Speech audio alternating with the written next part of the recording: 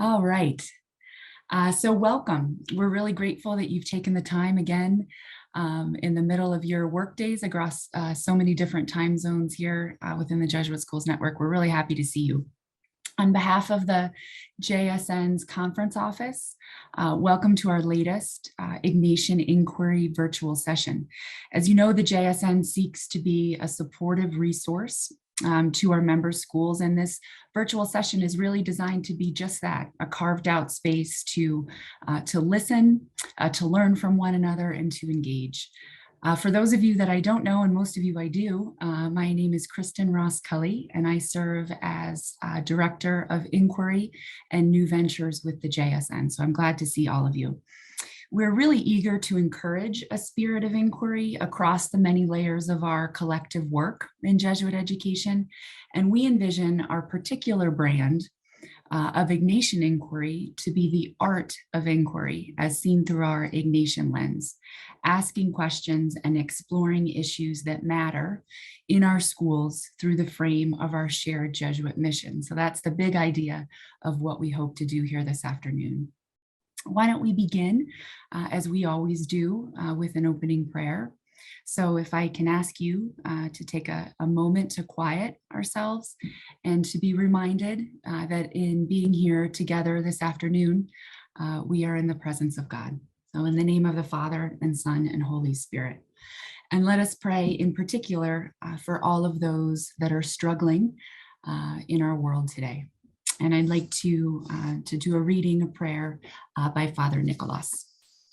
Lord Jesus, what weaknesses did you see in us that made you decide to call us, in spite of everything, to collaborate in your mission?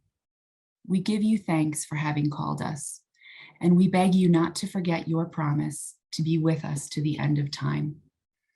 Frequently, we are invaded by the feeling of having worked all night in vain, forgetting perhaps that you are with us.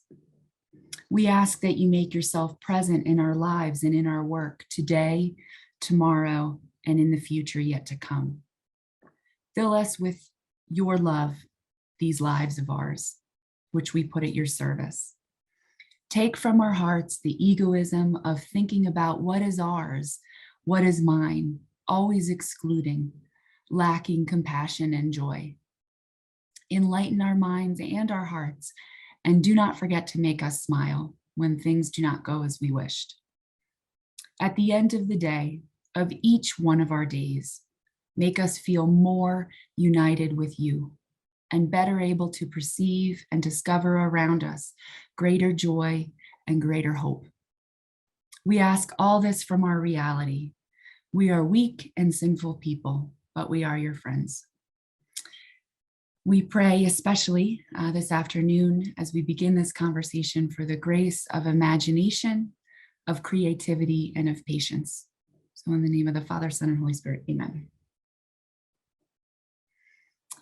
As we begin our session today, we're reminded that Pope Francis states, and I quote, "Academic activity is called to promote integral ecological conversion to protect the splendor of nature." This session is designed to be a conversation about how to engage with the Laudato Si Action Platform and UAP4 to collaborate in the care of our common home, offering inspiration on how to take first steps in igniting your learning communities with this work. And we expect the content and the conversation to follow to be useful to all of our educators across the JSN. And I'm really grateful to see so many people from so many different roles here on the call. We aim to have you learn ways to support and to challenge your school to be an agent of change through the UAP4 and the global launch of the Laudato Si Action Platform. We hope you will leave with practical resources to begin the creative process of reflection, of action, evaluation, and celebration. And we hope to make this learning feel accessible, allowing all of us to feel equipped, ready, and confident to begin to engage with this important work. It's my great pleasure to formally welcome Michael Downs to lead this important conversation. Michael serves as Director of Justice and Kinship at Bishop O'Dowd High School in Oakland, California. He's also a Laudato Si Animator, the lone teacher on the California Catholic Conference's Environmental Stewardship Committee, and a member of the Vatican's Laudato Si Action Platform Schools Working Group. Michael earned a bachelor's and a master's from the University of Notre Dame, and another master's in Christian spirituality from the Jesuit School of Theology at Berkeley, now Santa Clara University. Before working at O'Dowd, Michael spent 9 years at our own Bellarmine College Preparatory in San Jose, our all-boys Jesuit high school, where he served as religious studies department chair. He brought students to Jesuit projects in India and explored the trails of the Bay Area as assistant cross-country coach. Michael's written for the National Catholic Reporter and National Catholic Education Association as well. And we're really grateful for his time here in leading this session for us. So I'll turn it over to the main act, the show that you came to see, Michael.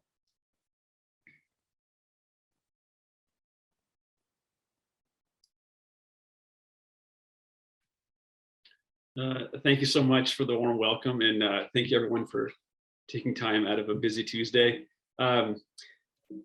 Hi from Oakland, California. I'd like actually to start with a quote from Martin Luther King Jr. as we continue to celebrate Black History Month, and on this campus at least, the words of King still are ringing loudly. And actually, I think he has a lot to say to the conversation around the interconnection of life. He wrote from Birmingham, "In a real sense, all of life is interrelated. All of us are caught in an inescapable network of mutuality, tied in a single garment of destiny. Whatever affects one directly affects all indirectly. I can never be what I ought to be until you are what you ought to be. And you can never be what you ought to be until I am what I ought to be. This is the interrelated structure of reality." So obviously this is a justice statement, but it also applies to science and spirituality as well. And in the wake of the death of his friend, Thich Nhat Hanh, I'm reading a beautiful book now called Brothers, which explores their friendship and has a lot to say to our work in environmental ed. So yeah, again, my name is Michael Downs, and just so happy to be here on behalf of the Laudato Si Action Platform, the California Bishops Environmental Stewardship Committee, in my own school, Bishop O'Dowd High School in Oakland. And a shout out to the way the Jesuits have really formed and informed me from my time living in Europe and India through 9 beautiful years at Bellarmine, which was preceded by a couple of years at the JST. And I want to say a special shout out to dear friends, Anne and Sean from Bellarmine, and a former student and runner, Tommy Dines. Wonderful to see you as well. So most importantly, besides those roles, I'm a parent and a teacher. And so here's my kids and dog last week, enjoying the beautiful sunset over San Francisco, and some of our students making the most of this pandemic time and treating the outdoors as their classroom. So thank you on behalf of your students and children as well. I'd love to begin with just 3 acknowledgements and encourage you to consider how such acknowledgements might be part of the presentations you're doing in classrooms and other spaces. And the first is to acknowledge the land that I'm on and express gratitude to the Native people who preceded us for millennia of sustainable living. In particular, this is the traditional homeland of the Ohlone people. Okay. I'd also like to take a moment to acknowledge sort of the time context in which we gather. We meet at a time when the human species is having an unprecedented impact on the planet. And I do this just to remind us that the conversation we have today, the decisions we make, and the actions we take as a result do have consequences for other people and other species, both now and the ones to come. And, you know, you're smart enough to know that what you're looking at on this slide is not some futuristic dystopia. This is a reflection of some of the things that are already being felt, especially in historically marginalized communities, and things that will be accelerated in the years and decades to come, directly impacting our students. I also acknowledge part of this context is teaching and caring for children who've been victims of adverse childhood experiences, children whose social and emotional well-being is central to the ministry of Catholic education. So besides the traditional realms of household and community adverse childhood experiences, developmental psychologists are seeing more and more examples of a third realm, which is adverse environmental experiences, including but not limited to eco-anxiety, natural disasters, heat and drought, wildfires, and smoke in the pandemic. And also part of this context is recognizing that there is broad public support in the US for climate education, especially among parents and teachers, and yet most teachers report that they're not teaching about it in their classes. We know that climate change is already impacting students' well-being and social emotional health, and yet most teens say they've learned nothing about how to reduce those effects of climate change and the resulting health impacts. And one more contextual piece, and this is good news, youth are already leading movements for climate action and climate justice. You can see from some of these stats that the adults are sort of playing catch up, and the young people in your schools are, many of them already tuned in to what's happening and what needs to be done. The final acknowledgement I want to make before we dive into the content is an acknowledgement of privilege. Frankly, as a white American Catholic, straight, cisgender male, I've been the recipient of tremendous unearned privilege. And if that creates any blind spots in my presentations, I would encourage you, as I do my students in my diverse community here, to help me out by filling me in after the fact. But just to name that privilege is very much at play when it comes to the work that we share. Another part of my privilege is I'm actually part of a school with a rich legacy in this work. On the left is the creation care team that I manage, and they steward a 4-acre restoration project that was once sort of a wasteland quarry and is now a thriving wildlife habitat and outdoor classroom. And on the right is our current batch of senior eco leaders who sort of help mobilize the student body throughout the year. Although we're not officially Ignatian, our charism leads with a very Ignatian phrase that is finding God in all things. And we've baked into our charism the notion that finding God in all things calls us to kinship with creation, among other principles like social justice and joy. This kinship with creation traces back to 1968. Our school claims to be one of the first high schools in the country to have environmental studies offered. And you can see a few moments on the highlight reel of this work. And I feel so grateful and again, privileged to be at a school that has made some institutional decisions with time, energy, resources to put kinship with creation at the heart of our mission.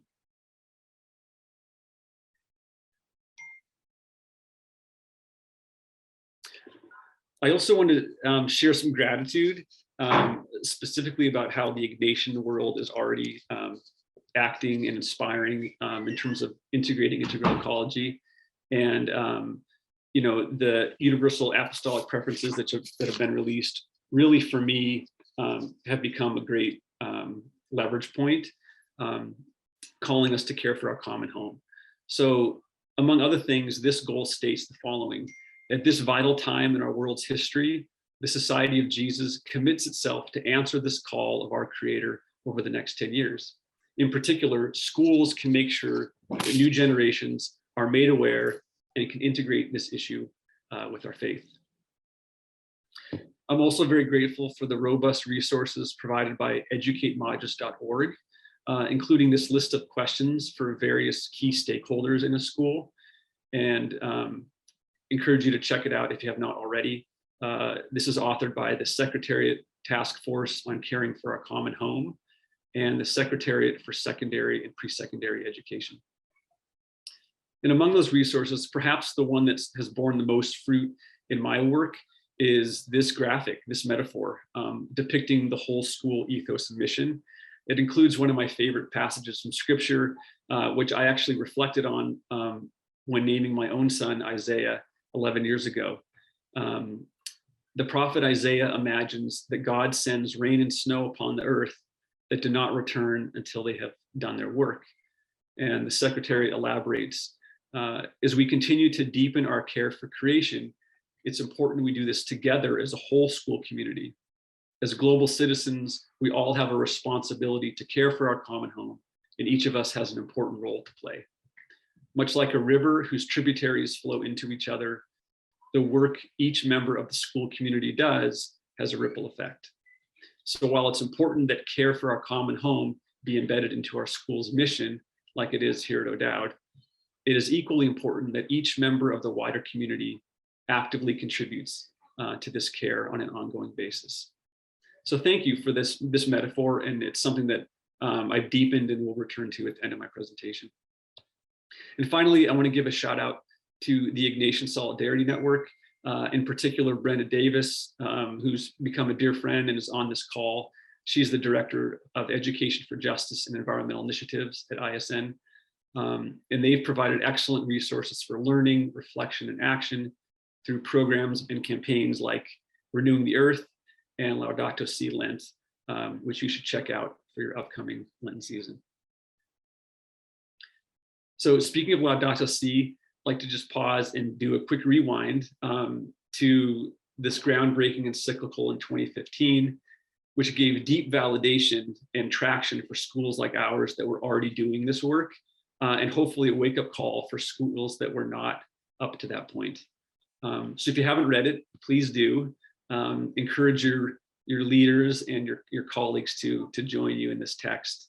Of the many profound passages, one that's really stuck for me is the Pope asserting that education is not just about scientific inquiry or spiritual curiosity. He goes on to write, it's really about becoming painfully aware, to dare to turn what is happening to the world into our own personal suffering, and thus to discover what each of us can do about it.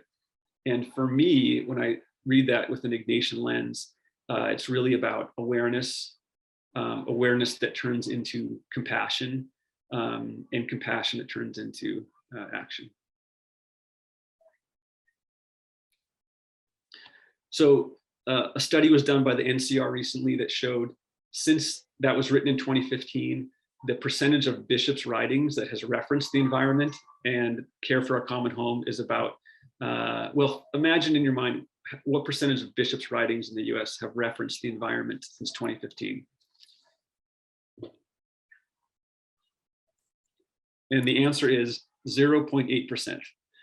So that's the bad news. The good news is some bishops' conferences have responded. And I just want to highlight this for a very specific reason.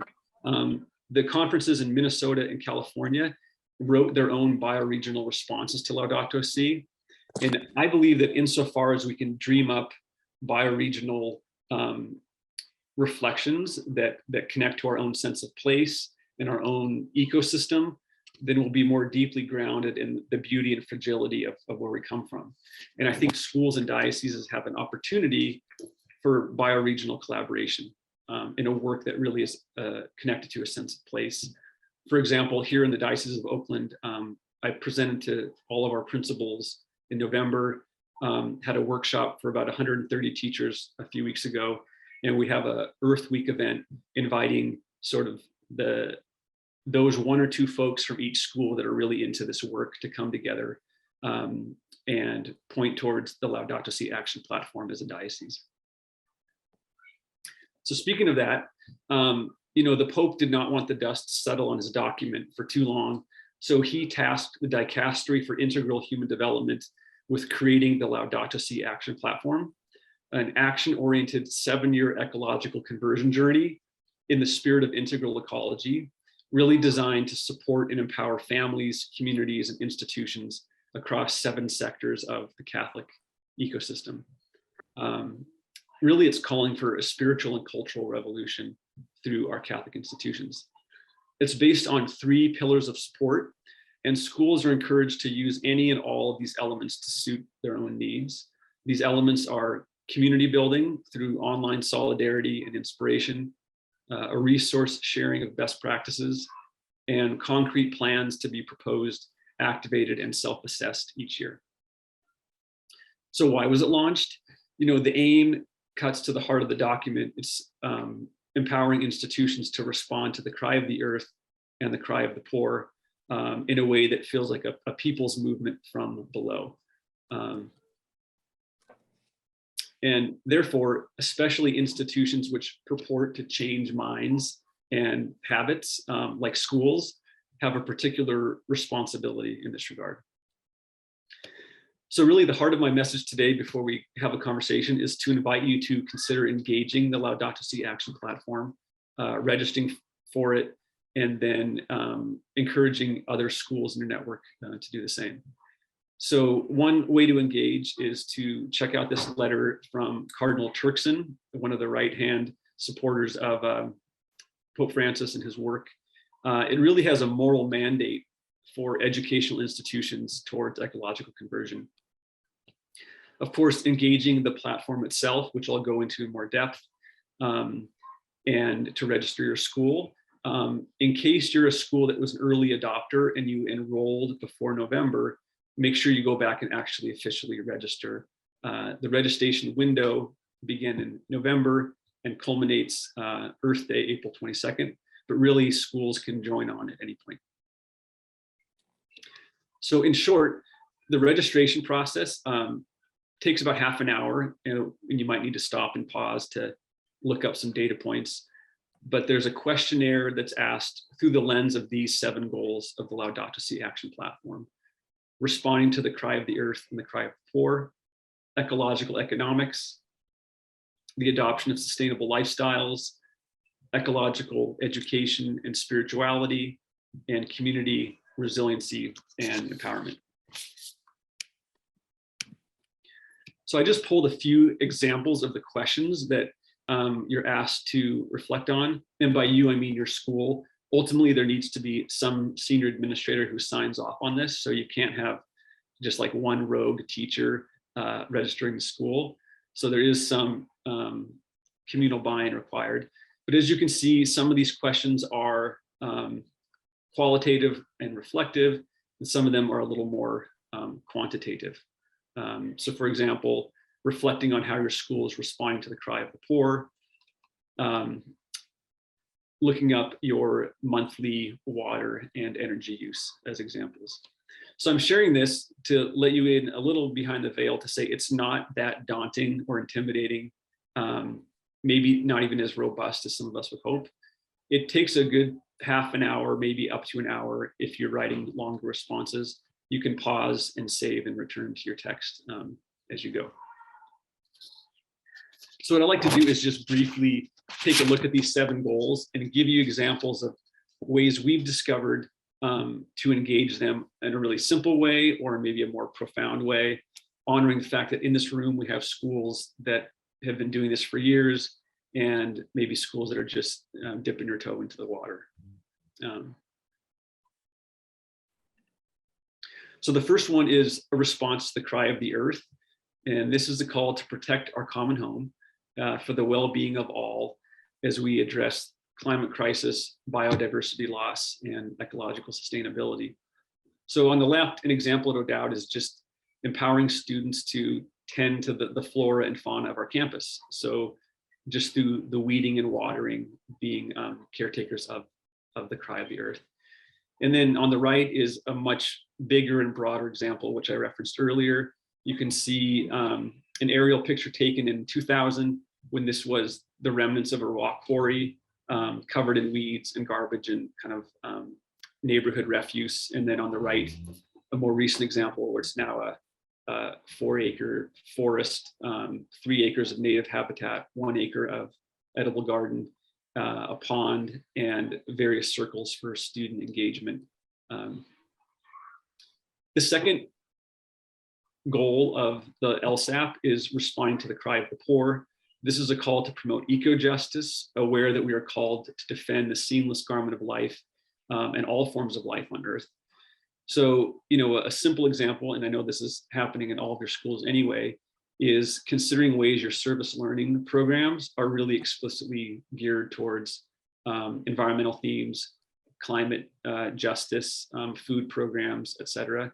You can see some direct service on the left. And on the right would be a broader, bolder example of sort of institutional partnership. Over the pandemic, we created starter garden kits for about 7,000 public school families who had relied on their schools for food before the schools went virtual. The third goal invites us at an institutional level to consider ecology in our economic decisions. A simple example is we took a look at where we get our tea and coffee from and realized we could make an institutional commitment in terms of our purchasing and procurement, whether it's from beverages or cleaning supplies. And then some bigger and bolder examples include we're moving towards 70% solar campus-wide, making sure that new construction is done through the lens of LEED certification to whatever level is viable. The next goal is the adoption and encouragement of sustainable lifestyles, which we know sometimes runs counter to what our students are being fed through media and a consumeristic kind of paradigm, but grounding them in the idea of sufficiency and simplicity in terms of their use of resources and energy. So one relatively simple example I think that every campus is capable of is mindfulness around what we do with our waste. We have a tri-bin waste sorting system. I know some schools are just getting a recycling program off the ground, et cetera. But helping students to reflect on the culture of waste and how they relate to it. Then on the right is, again, the other kind of end of the spectrum. We've developed a pretty robust composting system. So we have all of our food waste from our cafeteria gets composted. We have local agencies and organizations partnered with, from the zoo to other nonprofits, both for accumulating compostable material and also distribution. The fifth goal invites us to prioritize ecological education. And this is really about rethinking and redesigning curricular and institutional reform in the spirit of integral ecology. So one example for us, and this is relatively fresh, but every freshman we hope will have some experience of integral ecology, even if it's one lesson plan that happens in their math class, their science class, their religion class, in English class during their freshman year, and we'll sort of expand that. So inviting teachers, starting with the ones that are already on board, to more explicitly integrate this into the classroom. And then on the right, if we think kind of a bigger, broader goal, we've revamped our entire freshman service learning program to be focused on our common home. So it's called our Common Home Project. And this is a way where students are introduced to service to the poor and to the planet. And so their service learning educational experience is very much connected to the earth. The sixth goal is around nurturing ecological spirituality. And this could be as simple as how we're bringing earth-based prayer into a classroom or into a school-wide announcement or liturgy. And then more broadly, our retreats program is really trying to integrate themes of St. Francis, themes of earth-connected spirituality and kinship. This is our student leaders at a retreat at a Franciscan retreat center. And then the final goal, this again, straight from the leaders of our church, calls us for community resilience and empowerment, envisioning a journey of community engagement and participatory action at various levels. So on the left is some local action, inviting students to engage in climate action, which really heats up in the fall, and has become kind of an annual tradition for us. And then on the right, taking advantage of more national advocacy opportunities. And this is students participating in the Ignatian Family Teaching for Justice. So in short, through the lens of these 7 goals, every school has an opportunity to sign up for the LSAP in a way that makes sense for your context. The good news is there's no like Laudato Si police that's going to be assessing or punishing your school. The reflection, the goal setting, the assessment all happen internally, since the stakeholders of a school are the experts on your particular campus, curriculum, community, and culture. So whether you've been doing this for years or just getting started, the goal is that it offers tools and resources to help you on your journey. There's a guide that's been collaboratively developed internationally, and it's one of the many tools that's kind of being offered in the spirit of helpfulness. So you might be asking, what are the requirements? Because you're thinking like an educator. These are the three main requirements or requests for Laudato Si schools. Number one is the self-assessment completed annually. Number two is a reflection on how your school's values are connected to those 7 goals. And number three is to upload your annual plan with your target outcomes for that coming year. So before I close, I did want to really underscore, I presume the people that said yes to this call already have some level of buy-in or curiosity or doing work to stay grounded in your why, reflect on what your why is, and also to share that question with your colleagues and students. Just want to share briefly how my why was deepened before we move to conversation. In 2019, there was a pretty major global youth climate strike, and it was humbling for me to partner with our student eco leaders and our student social justice leaders called Solidarity in Action, which, by the way, is a byproduct of the IFTJ. They worked together to mobilize 400 of our students to skip school that day, which didn't go over well with all the teachers, but it was a privilege to be in the streets of San Francisco with these students. And the next day, as I was skimming the New York Times, looking at these images from all over the world, it was so moving to think that this really is a global effort, and young people is that like the Yule all log? over the world are waking up. The Yule log? Oh. So then I got to the photo of the San Francisco event and looked closer and realized in the front of the picture, in the foreground, was my student Ludwig. He was my foreign exchange student from China who had never learned about social justice, never been in a march or a rally. And to think that because he was at a Catholic school with Ignatian values, he was having this life-changing experience, really moved it from like the kind of intellectual exercise of climate education to the heart of my students being inspired. And then my eyes kept moving, and I realized that beyond Ludwig was a little boy sitting on the shoulders of his father, and I realized it was my son, Isaiah. And he was holding a sign that says, "Mother Nature is crying," and a t-shirt that says, "The future starts now." And I realized it was my kid, my little prophet Isaiah.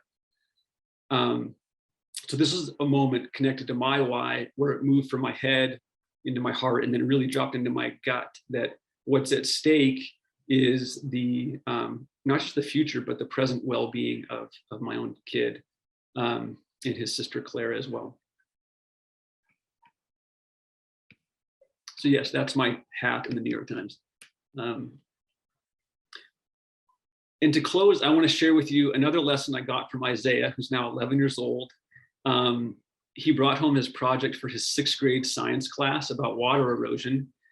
And specifically, he was applying to be water that makes the Grand Canyon. That was his assignment. He was filling out a job application. And a side note, a shout out to any of you dealing with middle school, especially middle school science. There was a study a few years ago that showed, in the face of climate denialism, one of the most impactful agents of convincing climate deniers, even more than scientific facts or doomsday predictions, was conversations with middle schoolers, especially middle schoolers who could explain climate change and explain its impact on them. So anyway, what Isaiah taught me was about how canyons are made and how it might be relevant to my work. You see, when water encounters the ancient bedrock that has been built up and layered over time through millions of years of deposit and pressure, like the systems and structures that we face in our society, the water finds the paths of least resistance, and it deepens those grooves, and eventually it starts to carve out and change those ancient rock formations. So as I was sitting with this 6th grade science lesson, it reminded me of this image that I got from the Jesuits, and this idea that although it can seem daunting and overwhelming, as the drops become streams, the streams become rivers, the rivers gain momentum, they do have the power to carve out rock, to shape the structures and systems that are putting our earth in such a dire state. And I found that that was an empowering thing, because as I'm going to different audiences, my focus is shifting from that which blocks us to those people that are already feeling this work, and to deepen those grooves. And so I just want to close with that takeaway that's been helpful for me, whether it's in front of a class or a group of colleagues, or a dinner table conversation, is leaning into the spaces and places where people are already having their minds and hearts changed and opened. Because this is what happens, right? And this is the level of paradigm shift that is called for by scientific and spiritual leaders alike. So thank you so much for bearing with a few stories and images from my context, and would love to open it now to conversation. Thank you, Michael. Let's see. Just get us started here. So thank you. It's really terrific. And I would say to the group, as we move into some time for Q&As, so in addition to the specific questions that you have for Michael about the content that you've shared and sharing your own insights on the work, I'd encourage you to reflect on what you heard just now. Where did you feel connection? Where did you feel hope, and what moved you? Where did you feel energy? And then the opposite, what gave you some kind of anxiety, and what gave you pause? So as we give you a second to collect your thoughts, I'll get the conversation started here.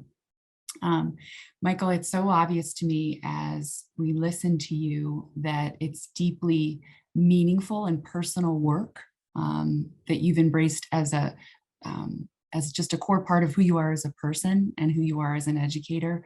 It really resonated with me when you articulated, I guess, the gift of being able to integrate this ecological issue with our faith. As we all seek to change minds and change habits. I was struck when you were teasing a bit about the one rogue teacher filling out the form on the platform. Can you speak to that imagined person, the singular person maybe, or a couple people in a community that hasn't really embraced this work? What are the really early first steps? What should they be thinking right now? Gotcha. So to make sure I understood you, what do I say to the person who's alone that's into this, or the person who's maybe not so invested? The person that's into this, but the person whose community hasn't quite embraced it. Gotcha. Yeah, thank you. So I'll say kind of a practical and a spiritual response, because we're in the Ignatian circle. One practical thing in that, there's a resource page at the end of this document, which will be shared by the organizers of the event. And I would encourage them to start, there's several Catholic resources, but the one that's called the IPCC COP26 Implication for Teachers, for me, has been the most robust and useful guide from like small steps to like changing schools. And it's really a compilation of some of the best practice, mostly in the public school space. So that's one practical place I would encourage them to start. In terms of a kind of a more spiritual response, like back to that metaphor, I would say really trusting in individual conversations and finding collaborators and co-conspirators, and maybe they're students. You put up a sign or an invitation, and you start to kind of build this groundswell of the drops forming together, so that even for their own self-care, there are people they can look to and turn to for support. So that's where I'd say is a good starting place. and just to, at the risk of taking that canyon metaphor one step further, the way canyons are formed is partly because the rock starts to get, the trickle starts to carve away, and then there's a ground shift. So we talk about like the tectonic plate movement and how that forms canyons. And the idea is that at some point there's an upturn and a downshift, and suddenly there's more vertical momentum for those drops to flow. I think that's happening underneath us right now through the pandemic, through climate catastrophe playing out before our eyes. Like, things are shifting such that the drops they're filling alone, there's going to be some downward momentum and they're going to bump into others. So I would say use those resources and find collaborators. Thank you. And Dan, go ahead, hop in. Thank you. Michael, thank you so much for your presentation. It was extraordinary. It sounds like Bishop O'Dowd has reached a tipping point where the school has invested in what you're offering, but for a lot of schools, there have been barriers to that. And I'm wondering, in your experience, what were some of the barriers or obstacles to entry points that you encountered when you were getting started in this work? And what advice would you give to us who are up against that?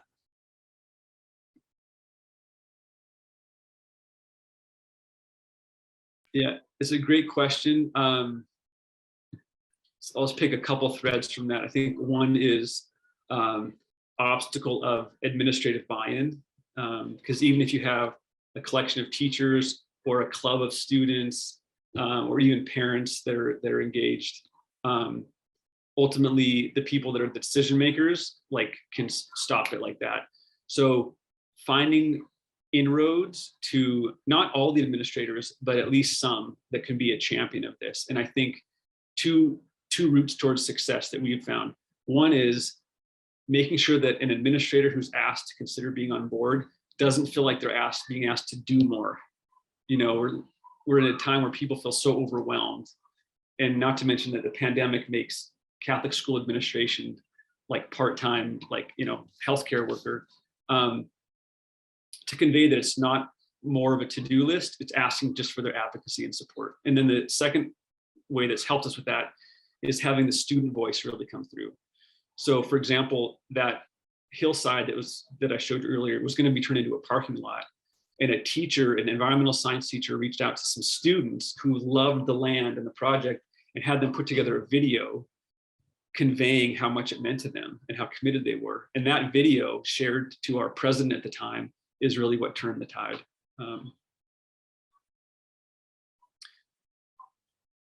So those are two examples. I would say at the end of the slideshow, when you have a chance to look at it, one of the frameworks that is useful for encountering some of those bumps is seeing your school as through the lens of 4 C's, campus, curriculum, community, and culture, and that finding stakeholders from these different bodies can really help.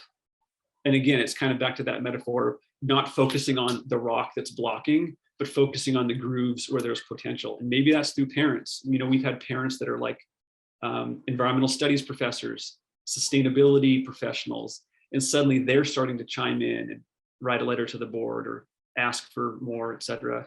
Those have been some other ways to gain some progress. Thanks a lot.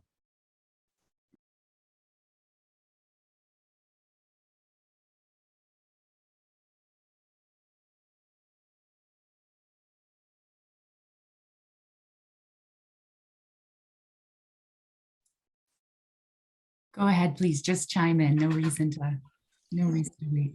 Sure. Hi, Michael. Thank you so much for your presentation today, and hello from a fellow Notre Dame grad.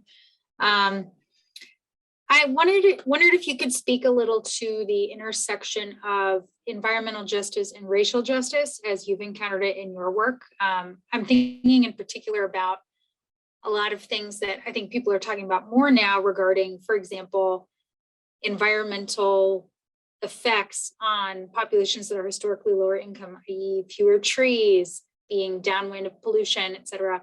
Have you and your students and your school been able to do some work on that end, whether that's activism or policy?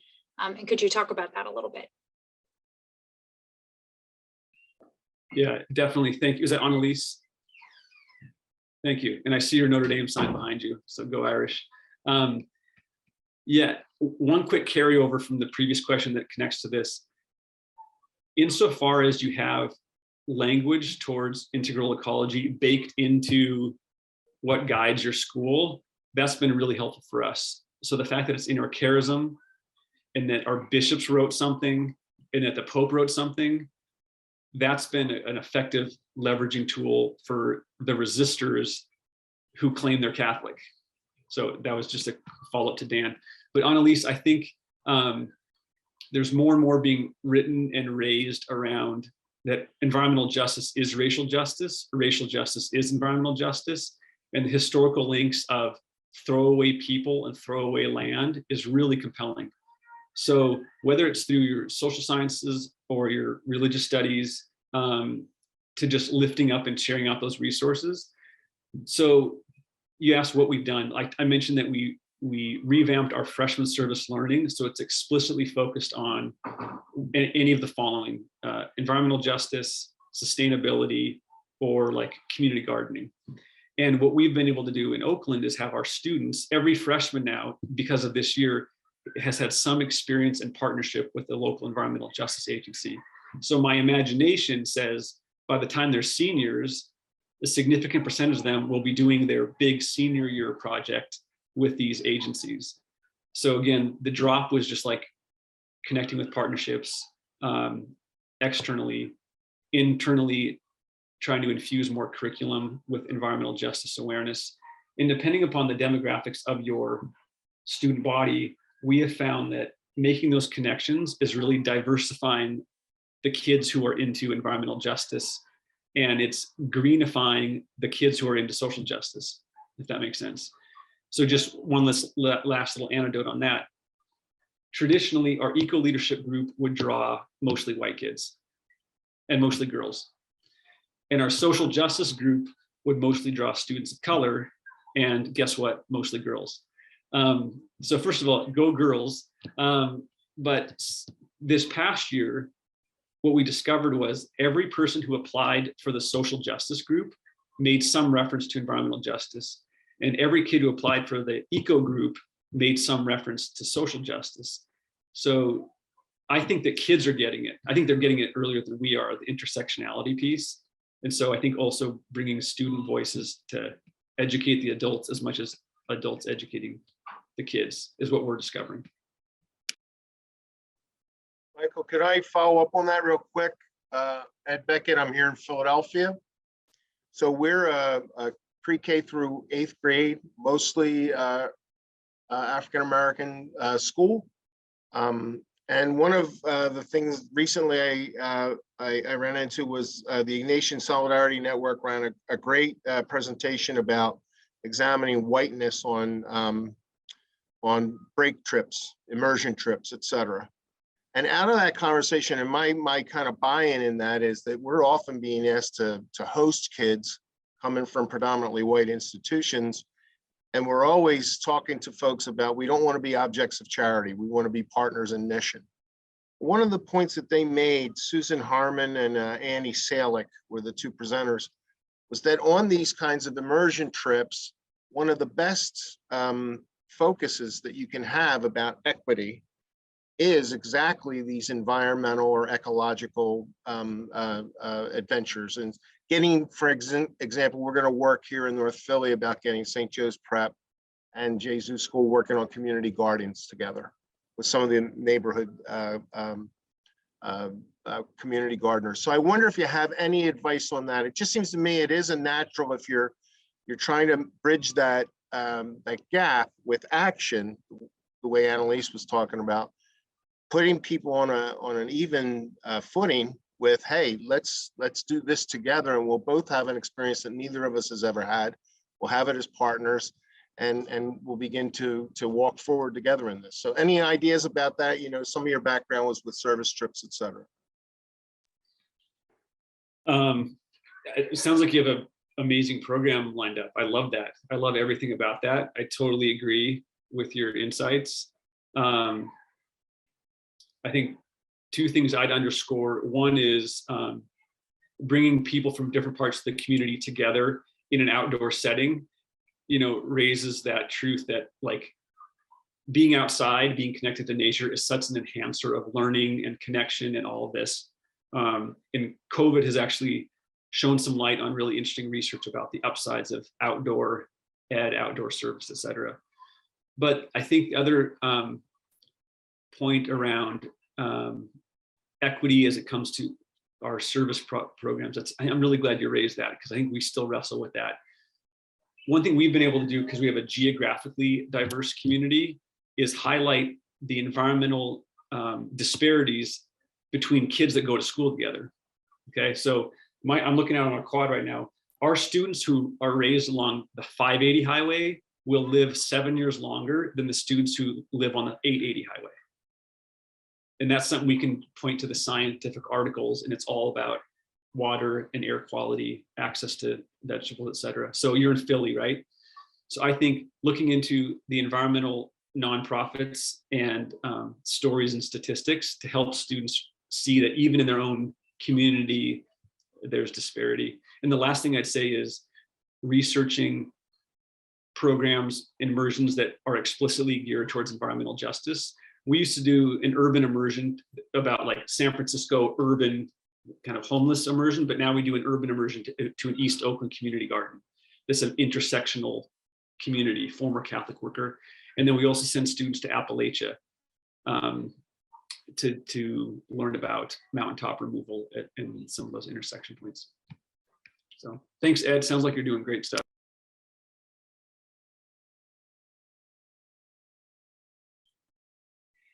Brenna, do you want to take a moment? I want to thank you for posting Michael's slides there so everyone has access to them if you need them. But Brenna, if you wanted to make an announcement here. Yeah, so I just wanted to announce a few programs that we have going on at ISN that might be helpful. And now it says my internet's not working, so just let me know if you can't hear me. But we have the Renewing the Earth series. And so actually on February 24th at 3 p.m., I believe, I can put this in the follow-up email, the Center for Environmental Transformation will be leading a conversation about environmental justice in their context in New Jersey. And they do welcome students in schools for retreats. And I just think they have some great programs. Additionally, Mara, who is on this call, has agreed to be our Renewing the Earth speaker for March. So on March 22nd, I believe that's a Thursday, at 3:30 p.m. Eastern, Mara is going to share a bit about what is practically and tangibly happening at Regis in New York, and a great kind of action plan project that she did with her students. And it's Tuesday. Thank you. And then finally, the other program that ISN has going on during Lent is called Laudato Si Lent, and we're going to be exploring each of the goals of the Laudato Si Action Platform each week of Lent, and providing kind of like mild, medium, and spicy, or easy, medium, and hard ways that people can engage. And I think that just to like continue with the canyon metaphor, I've been thinking a lot about this in terms of exercise. I think that the problem is so big that we immediately want to be able to run a marathon. And so I'm just really encouraging people to think like, what's the next small step, right? Like that's discernment. Like what's the next right thing that we can do? And how can we use that energy to really guide us forward and create that ground shift that Michael was talking about. So hopefully this program will provide some resources to help with that.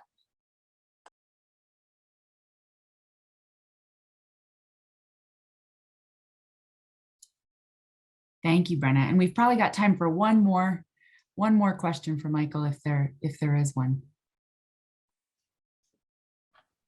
I'm Jenny Snyder from Loyola Academy in Wilmette. My question is about the nuts and bolts of signing up, and what are you committing to? I know you're trying to set some goals that are right for your community, but how do you I'm wondering about, once I'm starting to sign up, what happens?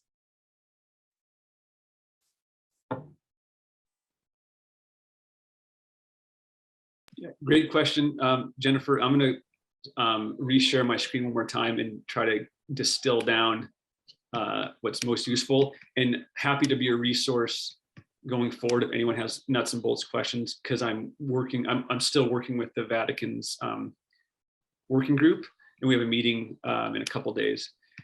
So first of all, I'd say honestly, it's a little bit of a work in progress. If you imagine trying to do something that's cross-cultural, cross-continental, our meetings are at 3 a.m. for me. Some of it might feel messy or glitchy or like not your language. So bear with the messiness of a universal church. But just to reiterate, the only 3 official requirements are that you do this self-assessment, and that onboarding one takes 30 to 60 minutes. It's mostly qualitative. How are you living out each goal? And somewhat quantitative. How much money do you spend on energy every month? What about water? How many trees have you planted, et cetera? Then you are reflecting on how your school is living out the goals you're setting for yourself. And then you're developing a plan for that next year. So Jennifer, the nuts and bolts are you submit these 3 things annually, and ultimately you're kind of holding yourself accountable, but they'll be cultivating community between other schools. So you have some points of reference and hopefully points of inspiration. But there isn't going to be, at least right now, a Laudato Si police that's like coming and checking your water bill, et cetera. So some people roll their eyes at this because it's like, well, the student is like, if it's a pass fail, then why would I do it? I think it's really calling forth from each school an opportunity and a tool for meaningful self-reflection and self-assessment. All right, everyone. Thank you so much to Michael. Thank you for all the time, for all of the information and the care that you've shown us this afternoon. Thank you to everyone. There really is a gift in the virtual space, isn't there? In us being able to come across the network to get together on a Tuesday afternoon in February, all these different schools. So we're really appreciative of your time. We have recorded this session. We'll share it. I'll make sure to send it around in that initial invitation. So please feel free to share with your colleagues. Obviously a ton of useful information. So thank you to everyone, especially thank you to Michael. Kristen, can I end with one quick shout out? Of course. Just to echo my gratitude, Ignatius was big on the main sin is ingratitude. And I think having an attitude of gratitude with this work is so essential. But I want to give thanks for my previous employer, Bellarmine College Prep, which is recently a green ribbon school, which is a very significant achievement, as is Jesuit High in Sacramento. I'll be speaking there in a couple of weeks. They're also, so O'Dowd, Jesuit High, and Bellarmine are all green ribbon high schools. So you have in your network schools that have done a lot of the nuts and bolts, like starting from scratch to high level institutional change. So thanks to those, and I hope folks reach out to them as well. And looks like SLU is as well. Congratulations. Awesome, everyone. Thank you. Have a great rest of the day. Thank you so much.